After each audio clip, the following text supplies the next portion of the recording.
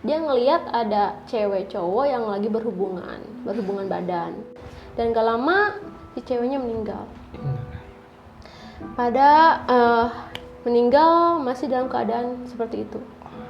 Dia ngelihat pocong ada 2 berdempetan. Itu cewek yang lagi nyuci piring tiba-tiba diri jadi kuntilanak.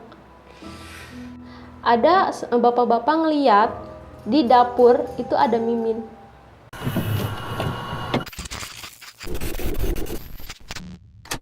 Assalamualaikum warahmatullahi wabarakatuh. Balik lagi di Selatan Jakarta. Kali ini bersama gua Bay di segmen Taman, tempat keramat. Apa kabar kalian semua? Semoga baik-baik saja dan semoga tetap dalam lindungan Allah Subhanahu wa taala. Amin amin ya rabbal alamin. Kesempatan kali ini gue lagi bertamu di tempatnya Kak Sherly. Dia seorang konten kreator juga dan dia ya Indomie juga nih konon katanya. Dia punya cerita horor di tempat keramat. Oke, langsung saja, jangan lama-lama kita sapa. Halo Kak. Halo. Apa kabar Kak? Alhamdulillah baik. Sibukannya apa nih sekarang Kak? Sibukannya nyari narasumber. Mantap juga. Puyang. Kamu gitu Kak? Iya emang. Selain itu? Dagang juga Dagang di apa depan tuh? rumah. Dagang kayak jagung bakar, sosis bakar gitu. Katanya konten kreator juga nih Kak ya? Boleh ini Kak kenalin? Oh iya, untuk YouTube-nya Dairin yang Sherly. Langsung nih subscribe, Langsung nih, tonton, ntar langsung buat aja lu. cantumin di bawah ini nih untuk teman-teman. Oke, gue juga terima kasih banyak untuk teman-teman yang udah mensupport kami dengan cara subscribe, like, komen, dan share. Terima kasih banyak. Semoga urusan-urusan kalian dan keinginan kalian dibalas oleh Allah Subhanahu wa taala. Amin ya rabbal alamin. Kak, malam ini mau cerita tentang apa nih, Kak? Mau cerita, sebenarnya gue bingung sih mau cerita apa di sini.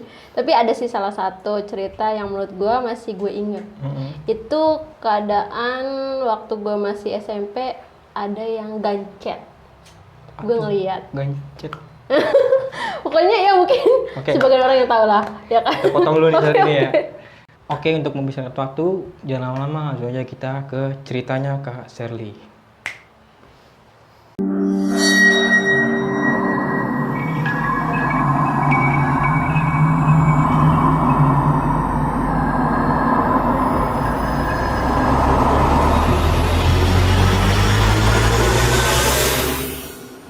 Oke, assalamualaikum warahmatullahi wabarakatuh. Waalaikumsalam. Jadi kali ini gue akan bercerita ya agak lumayan serem sih. Pasti dari tadi kan lu udah denger kalau cerita gue soal gancet ya. Pasti sebagian orang kan udah tahu tuh gancet itu apa, dan mungkin yang belum tahu itu gancet itu ya berhubungan yang dilarang mungkin ya untuk agama kita gitu, untuk ya memang dilarang juga kan. Nah kebetulan itu di tahun 2004 itu gue masih SMP, mau masuk SMP waktu itu. Itu kan liburan panjang tuh. Nah gue ke rumah saudara gue, om gue lah. Dia itu emang agak jauh sih dari rumah gue. Perjalanan itu sekitar 1 jam dari rumah gue ke rumah om gue. Rumah gue kan dulu di Bogor. Nah udah gitu di rumah om gue juga ada yang sepantaran gue. Jadi gue ada temennya lah di situ. Jadi gue niatnya itu untuk bacakan, makan-makan keluarga gitu kan. Gue di situ naik mobil, lu tahu bak nggak sih, mobil bak yang belakangnya? Itu. Tetangga pun ikut. Kalau gue kan emang niatnya ke sana itu sekalian liburan, nginep lah sekitar ya semingguan lah di sana. Gue berangkat tuh pagi sama keluarga gue kan. Nah dari jalan besar ke jalan mau ke rumah saudara gue itu kita masukin kayak gerbang. Gerbang gimana? Ya jadi misalkan ini jalan besar nih, nah ada gerbang, kita masuk tuh. Gerbang selamat datang bukan? Iya, bukan. Jadi kayak mau masuk ke desanya itu kita harus ngelewatin gerbang dulu. Gerbang kayak gede banget sih, cuman samping-sampingnya tuh udah nggak ada rumah gitu. Kita setelah masuk gerbang itu tuh rumah tuh nggak ada. Kayak cuman ada pohon-pohon besar, sebelah kiri pohon besar, sebelah kanan udah jurang. Jadi perjalanannya kan cukup main ekstrim kan. Dan itu jauh banget sama kota. Kayak pedesaan banget lah gitu. Nah itu pun perjalanan juga kayak nggak ada aspal, cuman batu-batu gitu aja. Gitu ya. Jadi menurut ekstrim sih, kalau malam pun kayaknya udah nggak ada yang lewat. gue ngerinya begal juga sih di situ. Nah, setelah itu kita nyampe sekitar jam 9 pagi. Prepare kan di situ. Mak-mak mah biasa masak atau apa. Gue mau langsung lah main gitu. Nah, itu posisi rumah saudara gue itu om gue. Jadi dia masih kayak perkampungan, tapi perkampungannya tuh kayak ini perkampungan om gue. Nah, jalan kayak hutan, perkampungan lagi kayak gitu, ngerti nggak? Jadi perkampungan, Masuk pedesaan gitu, terus jadi setiap masuk ke desa lain tuh kita harus ngelewatin hutan dulu. mungkin kaki gunung kali ya itu. Ya mungkin sih. Nah jadi kampungnya itu ada 3 kampung, tapi setiap ke kampung yang kedua itu harus ngelewatin hutan kayak gitu. Nah kampung om gue itu yang pertama, kampung yang pertama. Di situ juga nggak gede-gede amat kampungnya, ya paling adalah sekitar 25 Penduduk. rumah, 30-an lah gitu rumah. Jadi masih kayak space-nya juga masih agak apa ya, kayak renggang gitulah untuk rumah-rumahnya. Jadi rumah om gue itu deket banget sama sungai. Ini rumah om gue, rumah tetangga, belakang rumah tetangga itu udah sungai. Itu lumayan sih sungainya juga, nggak terlalu gede tapi nggak terlalu kecil banget. Dan jernih. Jadi setiap sore itu banyak anak-anak kecil sama ibu-ibu tuh pada mandi, pada nyuci piring di situ, nyuci baju lah gitu. Gue juga sempet mandi di situ, pakai baju ya di situ. Nah setelah itu hari keempat, kalau gue kan di situ nginep tuh, nyokap gue sama yang lain kan pulang. Gue hari keempat itu pas banget di malam minggu. Nah rumah gue itu deket banget sama pos kamling, sebelahnya rumah Pak RT. Jadi setiap malam minggu banyak banget anak-anak muda itu pada kayak ngopi, nongkrong, terus kayak nyanyi-nyanyi gitu kan. Gak lama kemudian, sekitar jam 9-an lah, ada warga yang teriak-teriak. Teriak-teriak apa tuh Pak? Bakar, kayak gitu. Kaget dong semuanya. Kata gua itu apaan? Maksudnya yang dibakar apaan gitu. Jadi anak-anak mikir tuh di situ ada maling. Karena sebelumnya ada yang maling yang dibakar gitu. Nah mereka tuh masih berpikir wah itu kayaknya maling dah kata gitu kan. Kita tuh masih belum tahu tuh itu ada apaan. Tapi warga itu udah ada beberapa warga yang udah pada kumpul. Nah salah satu warga ya sebutlah namanya Mang Wawan dah ya. Mang Wawan itu datang, katanya dia kayak ngumpulin beberapa warga untuk ikut dia. Karena om gue takut gue kenapa-napa sama anaknya juga kan, akhirnya gue disuruh masuk lah ke rumah kan. Tapi karena rumah gue itu deket banget sama pos kamling, jadi kan kita masih tahu gitu ada kejadian apa kan gitu. Itu nggak berapa lama kemudian, kurang lebih 1 jam lah, baru tuh datang segerombolan orang dengan membawa kayak ini misalkan ini orang kayak manggul gitu loh, tau nggak lu? Diarak gitu ya? Iya kayak diarak, tapi kalau arak kan mereka jalan ya, kalau ini nggak, kayak orang dipanggul gitu. Ditandu gitu? Iya kayak gitu. Itu gue belum ngeliat jelas itu apaan gitu. Gue masih mikir tuh kayak apa itu babi gitu atau apa, karena kayak disarungin gitu. Karena gue penasaran sama saudara gue pun, akhirnya gue ikut nimbrung lah ke situ kan. Itu semuanya pada ngeliatin orang itu. Jadi si bapak-bapak itu Mang Wawan sama beberapa warga bawa orang yang gancet. Anjir. Saat itu gue nggak tahu itu apaan, karena namanya masih SMP kan, baru masuk SMP kan, gue nggak ngerti, belum ngerti tuh. Kata gue, lah itu apanya yang dibungkus gitu kan. Nah setelah gue deketin, beberapa warga kan, mungkin beberapa warga yang udah tahu gitu kan kalau itu gancet gitu. Akhirnya bilang lah, wah ini gancet nih gitu. Nah ternyata Mang Wawan itu ngelihat mereka itu pas Mang Wawan lagi kebelet. Jadi dia itu maksudnya mohon maaf ya, pup itu di kali, di sungai. Dia ngedenger ada yang nangis Di dekat sungai? Di kali itu, di sungai itu. Dia pikir kuntilanak, karena kan kita tahu sendiri lah namanya kampung ya kan, udah gitu udah malam juga. Dia denger tuh katanya kok ada yang nangis gitu, tapi dibarengin sama obrolan, ngerti nggak? Misalkan ada yang nangis tapi kita ada yang ngobrol gitu. Si Mang Wawan penasaran kan. Nah di samping kalinya itu udah kayak kebun tetangga gitulah, udah kebun warga. Jadi Bang Wawan itu kan penasaran tuh, itu suara apaan sih gitu. Akhirnya pas dia datengin tuh suara itu, ternyata dia ngelihat ada cewek cowok yang lagi berhubungan badan. Di hutan itu? Di kebun tetangga ataupun kebun warga. Jelas-jelas dia marah dong. Pasti Dia marah, udah gitu dia bilang katanya, maksudnya udah gitu jangan dilanjutin gitu. Maksudnya dia kan lagi, mohon maaf ya, aduh gue juga bingung nih, takutnya kena gitu juga ya. Mereka lagi berhubungan badan tapi ya nggak bisa lepas gitu. Makanya Mang Wawan itu shock, langsung minta bantuan warga. Ternyata ceritanya seperti itu dari Mang Wawan. Nah, warga udah mulai kumpul dong. Maksudnya tuh yang namanya ada kejadian kayak gitu, siapa sih yang nggak kepo kan? Semua warga di situ kumpul. Nah, akhirnya kata Mang Wawan itu saking dia keselnya, udah bakar aja. Waduh. Kayak gitu. Karena bagi kampung situ, maksudnya kejadian itu tuh bakal jadi aib. Pertama jadi aib, kedua pasti ada sesuatu yang bakal menimpa kampung itu. Kayak gitu. Kayak gitu. Kan mungkin Mang Wawan itu kayak udah kesel, terus ditambah dengan itunya juga nggak bisa lepas gitu. Jadi ya gimana sih, mungkin plus lah pikirannya udah nggak tahu, udah nggak karuan gitu kan. Om gue bilang kan ke Mang Wawan, jangan, maksud kita nggak boleh main hakim sendiri kan. Dipanggil lah Pak RT. Pak RT datang, oke, kita cari orang tua mereka nih, gitu. Nah, ternyata orang tua si cewek itu, sebutlah namanya Mimin lah ya. Nah, Pak RT-nya itu kan menyarankan untuk mencari kedua orang tua mereka kan. Terus udah gitu ternyata yang si ceweknya itu warga situ juga. Warga situ. Tapi cuman si lakinya? Nah, si lakinya itu warga yang kampung kedua. Kampung sebelahnya lah ya. Kampung sebelah yang harus ngelewatin hutan dulu tuh. Si ceweknya ini ternyata ibunya itu lagi TKW. Dia tinggal cuma sama neneknya. Orang tuanya tuh udah pisah lama, jadi ya broken home.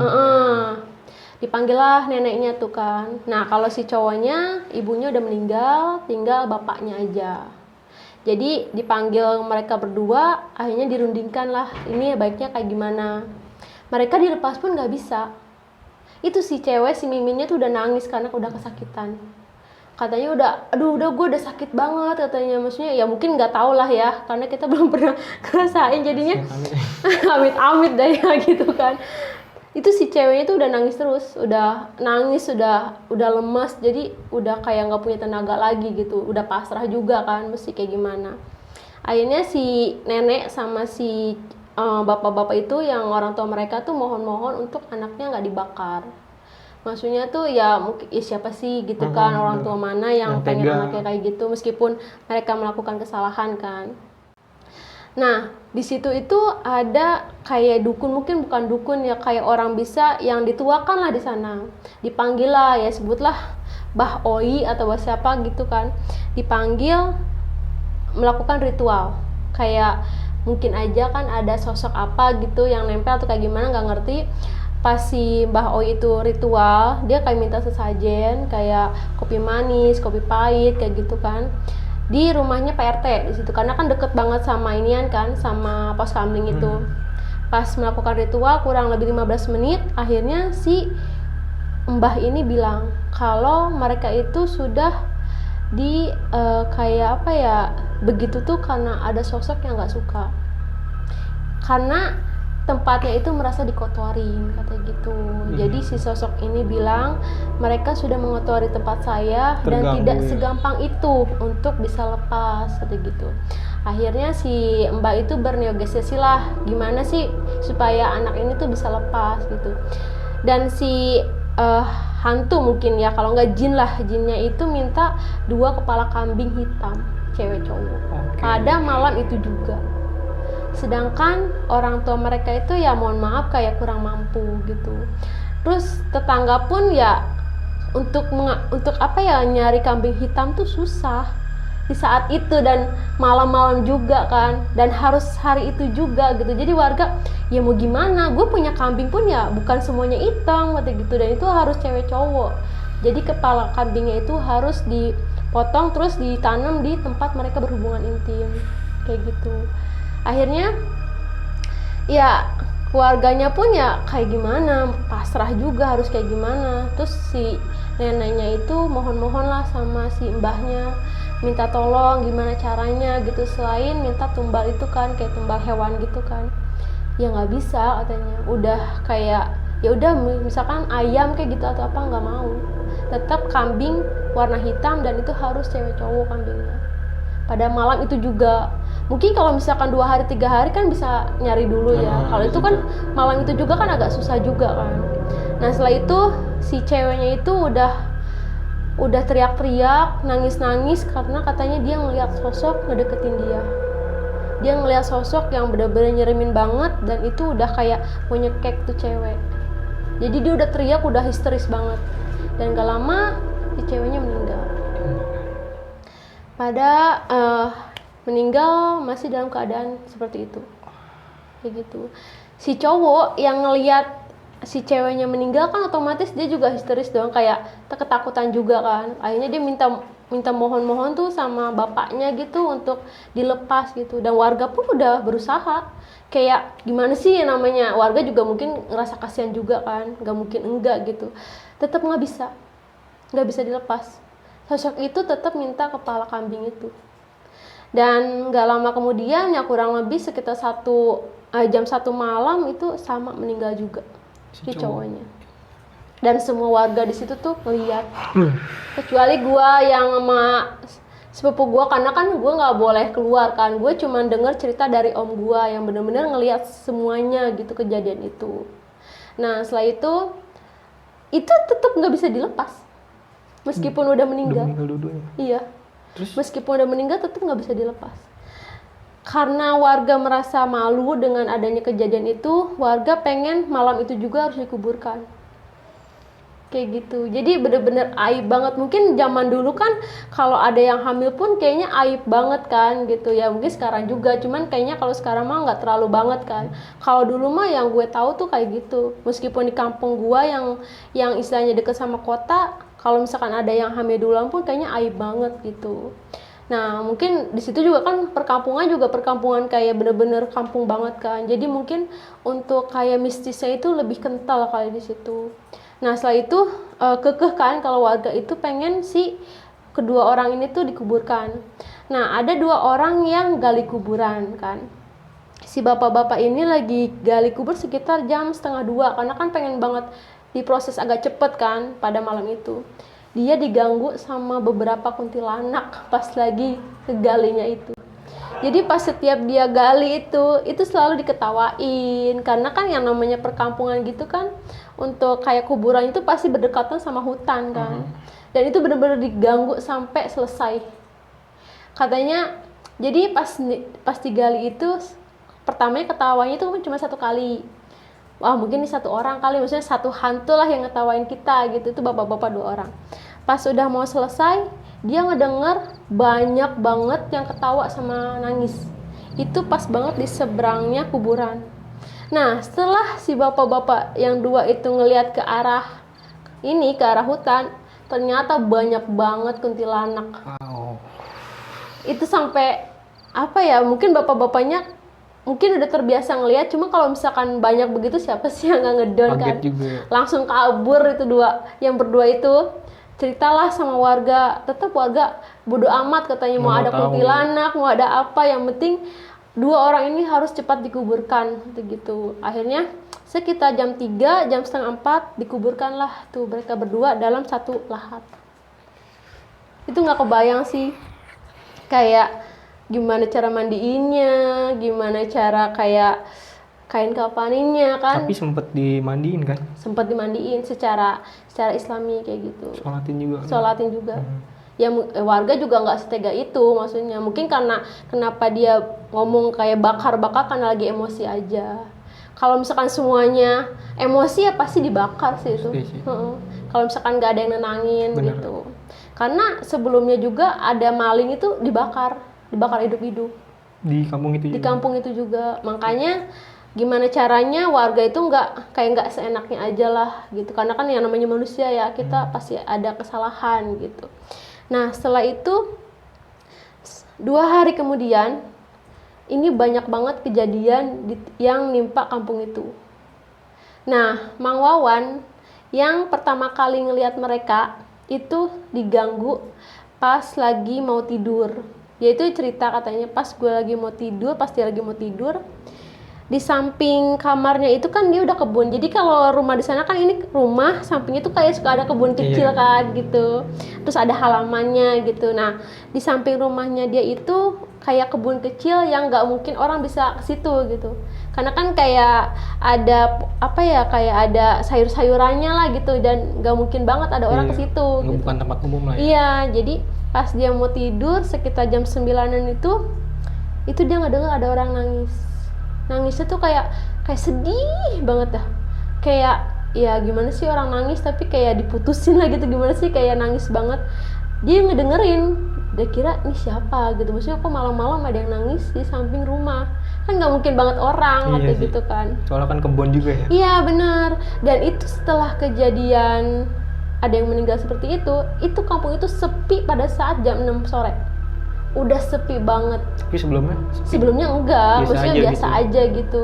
Itu bener-bener sepi banget. Karena kalau di sana itu namanya ada yang meninggal basah.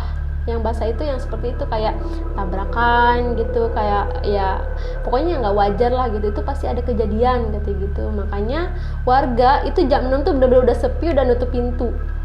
Dan gue pun di situ merasa ketakutan.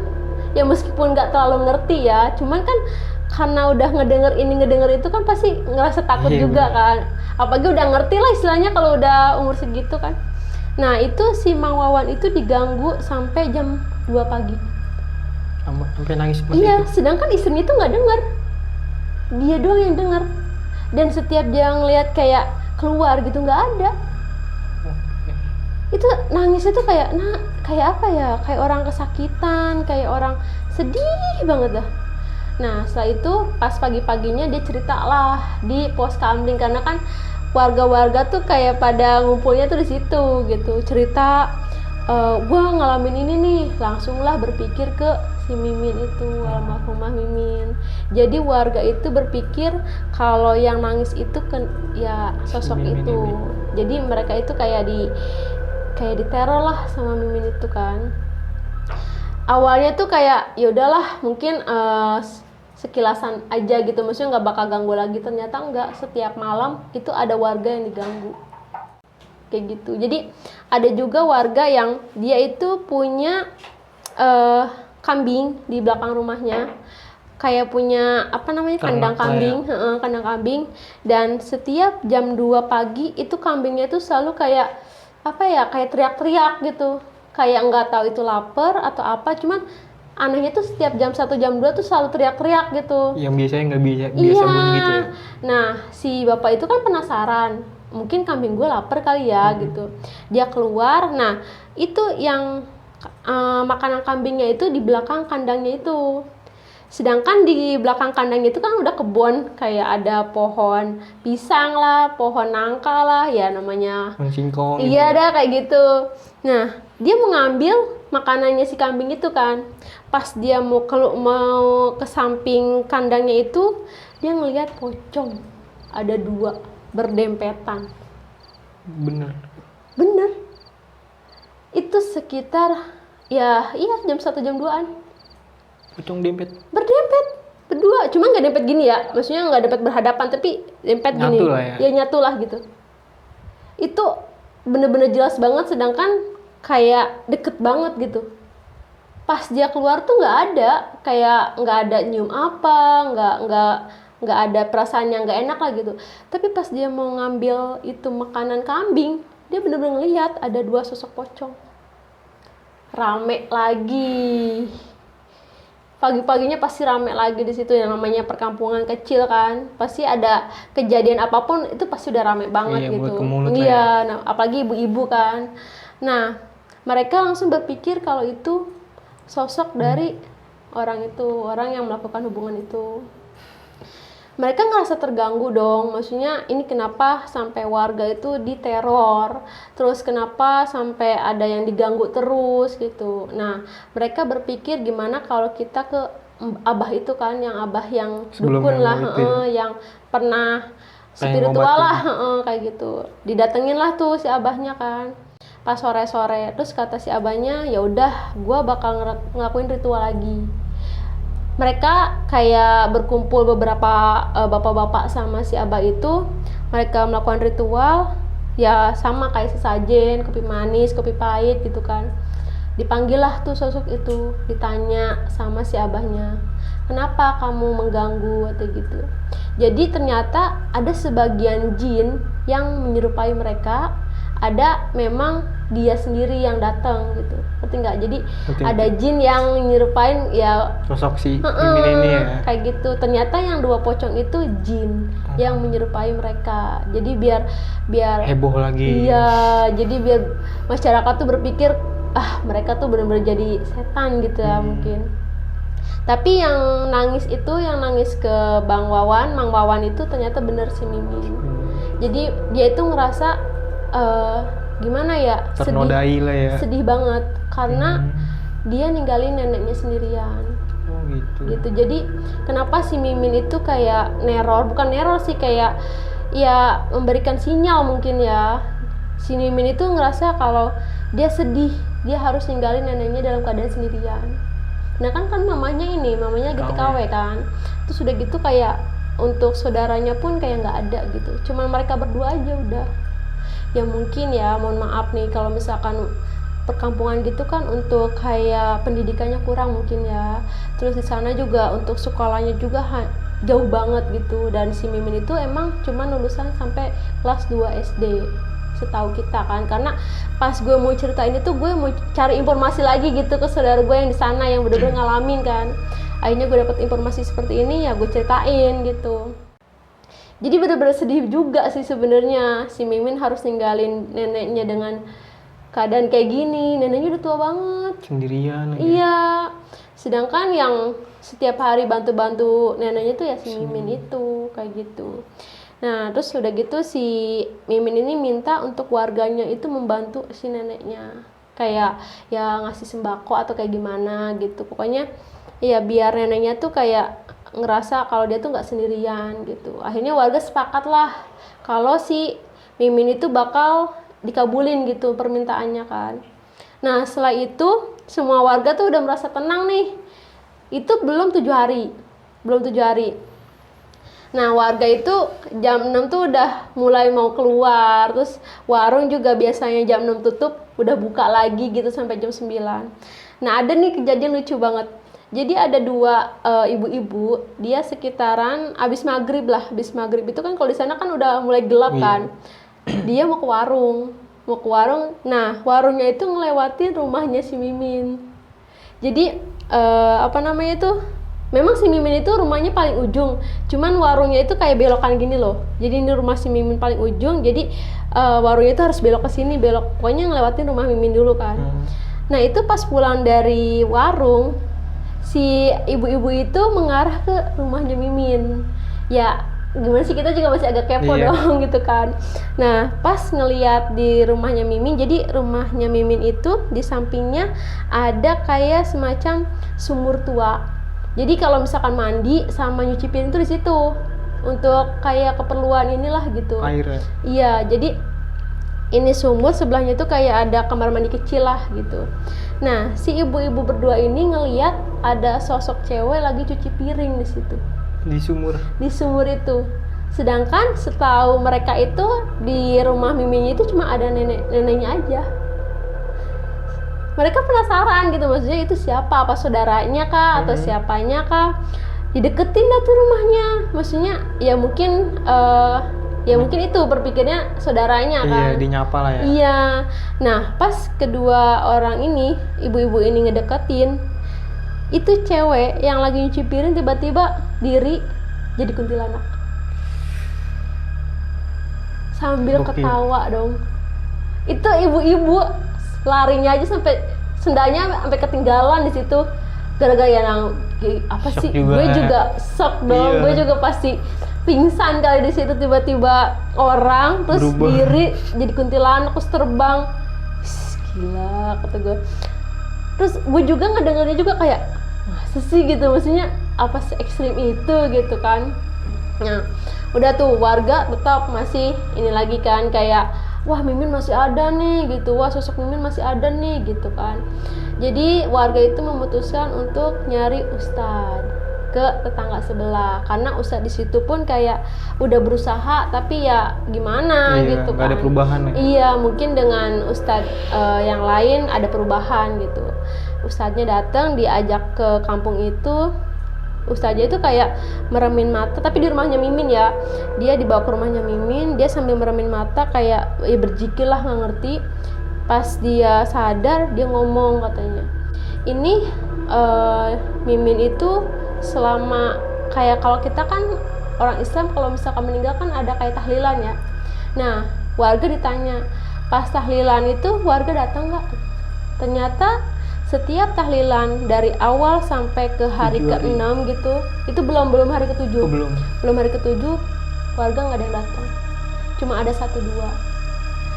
Terus kata Pak Ustadznya, kenapa? Kata gitu. Maksudnya kenapa warga nggak datang untuk tahlilan? Sebabnya pasti ada dong. Iya. Ya warga bilang kalau mereka merasa ketakutan lah, ya banyak alasan lah gitu. Terus pokoknya nanti pas hari ke-7-nya, tahlilan ke-7-nya, warga diwajibkan untuk datang semua. Sepakatlah semua warga, pas hari ke-7-nya itu semua warga untuk para bapak-bapaknya itu datanglah ke rumah Mimin untuk tahlilan. Nah setelah itu ada bapak-bapak ngeliat di dapur itu ada Mimin. Nyata, cuman maksudnya nggak berbentuk hantu gitu, nggak, cuman berbentuk Mimin, tapi dia kayak senyum gitu, maksudnya bilang mungkin terima kasih lah untuk warga yang udah mau memaafkan Mimin dengan kesalahan-kesalahannya dia, terus kayak warga mau untuk mendoakannya Mimin gitu, dan terutama untuk neneknya. Jadi warga itu bersepakat untuk merawat neneknya sampai neneknya itu meninggal gitu. Nah setelah 7 hari itu, alhamdulillah warga nggak lagi diteror sama Mimin itu. Kayak cerita pocong Mimin ya, pocong Mumun itu kayak gitu. Nah warga sekitaran hampir 1 bulan tuh udah nggak pernah lagi dengar kayak ada hantu Mimin lah atau diteror sama Mimin lah. Nah jadi om gue itu berencana untuk ke rumah neneknya Mimin untuk ngasih sembako lah gitu kan. Itu malam-malam sekitar jam 8-an kan. Nah pas dia datang tuh ke rumahnya Mimin, om gue masih ngeliat ada Mimin di situ. Jadi Mimin tuh kayak masih ngejagain neneknya gitu. Tapi dia nggak ini lagi keluarga, nggak kayak neror warga lagi, nggak. Dia cuma ada stay di rumahnya. Keliling rumahnya. Iya, dia nggak kemana-mana gitu. Cuman om gue tuh ngeliat kalau di rumahnya itu masih ada almarhumah Mimin kayak gitu. Dan om gue ya karena dia nggak ganggu om gue kan, jadi ya udahlah, ya udah mungkin ya mungkin dia ngejaga neneknya lah gitu. Ya itu sih cerita gue yang pengalaman yang wow.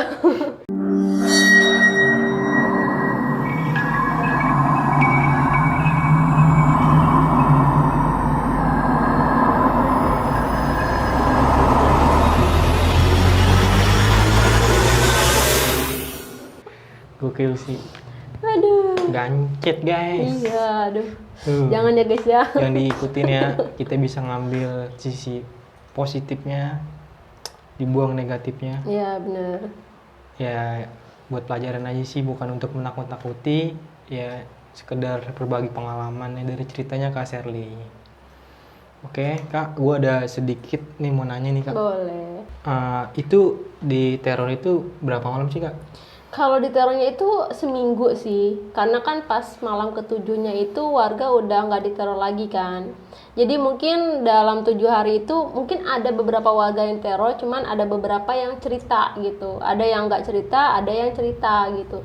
Tapi dalam 7 hari itu bener-bener kayak gimana sih, kampung yang ngerasa ketakutan gitu. Jadi bener-bener sepi. Horor banget lah ya. Horor bener, karena kayak gue cuma ada di film-film doang. iya bener. Nyata-nyata ya. Aduh, karena kampung gua pun, kalau kampung gua kan maksudnya deket sama kota ya. Kalau ada kejadian kayak gitu tetap sepi gitu, apalagi di sana yang bener-bener jauh banget dari kota lah ya. Iya. Sama ini nih Kak, pas si Mimin begitu, terus kan panggil keluarganya tuh. Terus si neneknya si Mimin itu gimana Kak? Ya pasti sedih lah ya. Siapa sih yang nggak sedih gitu, ada salah satu keluarganya yang dia cintai, yang dia sayangi, ya mungkin melakukan hal yang memang tidak seharusnya gitu. ya gimana ya, dia juga mungkin udah ikhlas sih dengan keadaannya, karena kan neneknya juga kan udah berusaha minta tolong sama warga, minta tolong sama simbah juga, minta ya berusaha lah gitu. Cuma ya memang udah takdirnya seperti itu, ya diterima gitu sama neneknya. Dan alhamdulillahnya tuh masyarakat di situ, kayak warga di situ tuh kayak berempati lah gitu sama si nenek itu. Jadi alhamdulillahnya tuh masih ada yang ngerawat gitu. Sama ini nih Kak, satu lagi nih. Ya kan si Mimin. Tadi kayaknya satu lagi dah. Udah ya? Enggak, ada bercandanya dah. Serius banget. Kan si Mimin tadi Kakak bilang tuh ya, si Mimin minta jagain neneknya itu, maksudnya kok tahu bisa si Mimin ini minta jagain nenek itu dengan cara apa?